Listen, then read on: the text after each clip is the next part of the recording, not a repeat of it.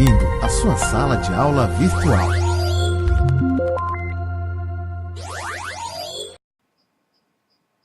Olá, estudantes, tudo bem? Sou Edgar, professor de Química do Colégio Soluções EAD. Vamos dar início a mais uma aula falando sobre ligações químicas.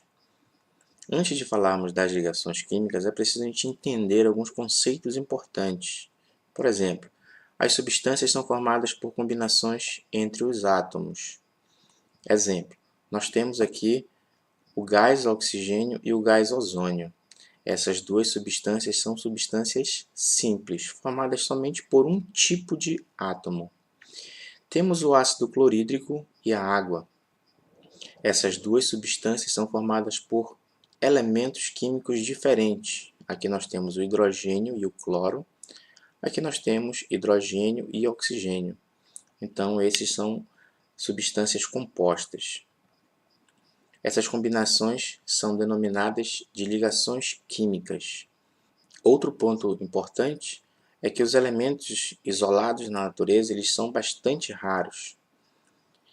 Temos também que os átomos com 1, 2 ou 3 elétrons na última camada, eles tendem a perder esses elétrons, ou seja, formar cátions.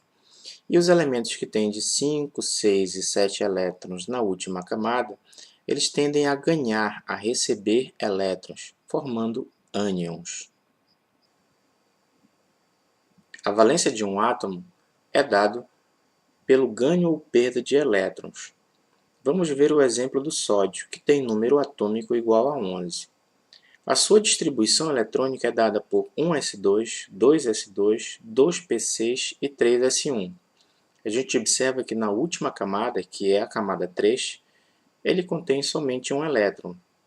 Então, os elementos que contêm de 1, 2 ou 3 elétrons, eles tendem a perder esse elétron. Então, quando o sódio perde esse elétron, ele apresenta essa configuração.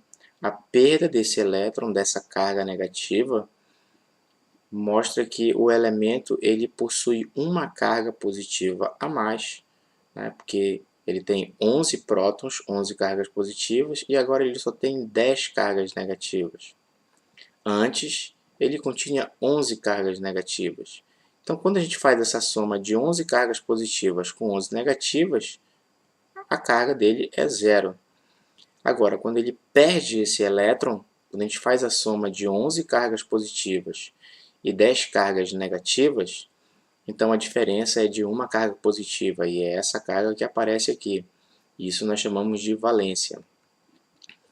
O cloro também tem o mesmo exemplo. Então, a distribuição eletrônica dele para 17 elétrons, quando a carga dele é zero, fica da seguinte forma: 1s2, 2s2, 2p6, 3s2 e 3p5. Observa que o cloro ele tem 7 elétrons na última camada, 2 mais 5, 7. Então, para ele é mais fácil ganhar um elétron, para ficar com 8 elétrons na última camada, do que perder. Então, quando ele ganha esse elétron, ele vai ficar com 3p6. Observa que agora ele tem 8 elétrons na última camada. Antes, ele tinha 17 cargas positivas e 17 cargas negativas. A soma dessas cargas positivas e negativas dá uma carga zero. Agora que ele ganhou esse elétron, ganhou uma carga negativa, então ele tem 17 prótons e agora ele tem 18. Quando ele faz essa soma de 17 cargas positivas mais 17 cargas negativas, vai aparecer uma carga negativa que é do elétron que ele ganhou.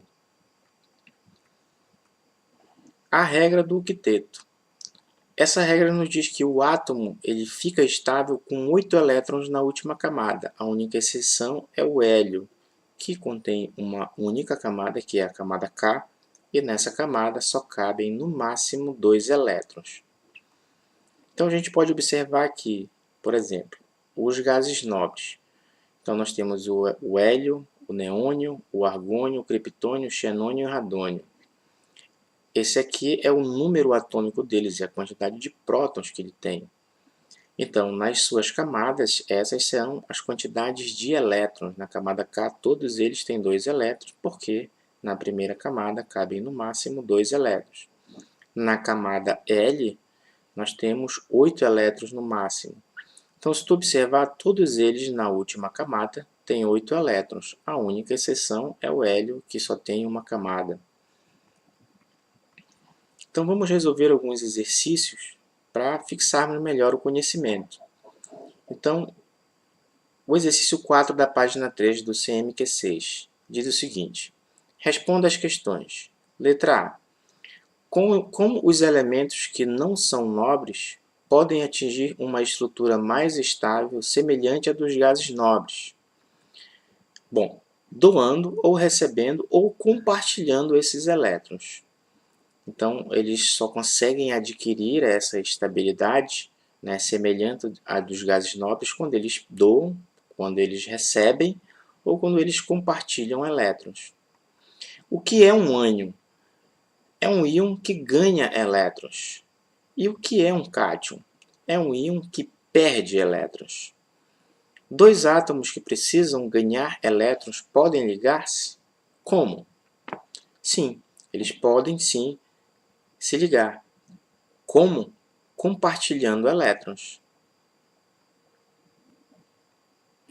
O exercício 5 da página 3 do CMQ6 diz o seguinte: por que os átomos se ligam? Os átomos se ligam para ficarem mais estáveis como os gases nobres. Outro exercício é a questão 6 da página 3 do CMQ6. Diz o seguinte: por que a grande maioria dos átomos dos elementos químicos da tabela periódica é instável? A nossa resposta é: devido a eles não possuírem a última camada completa de elétrons.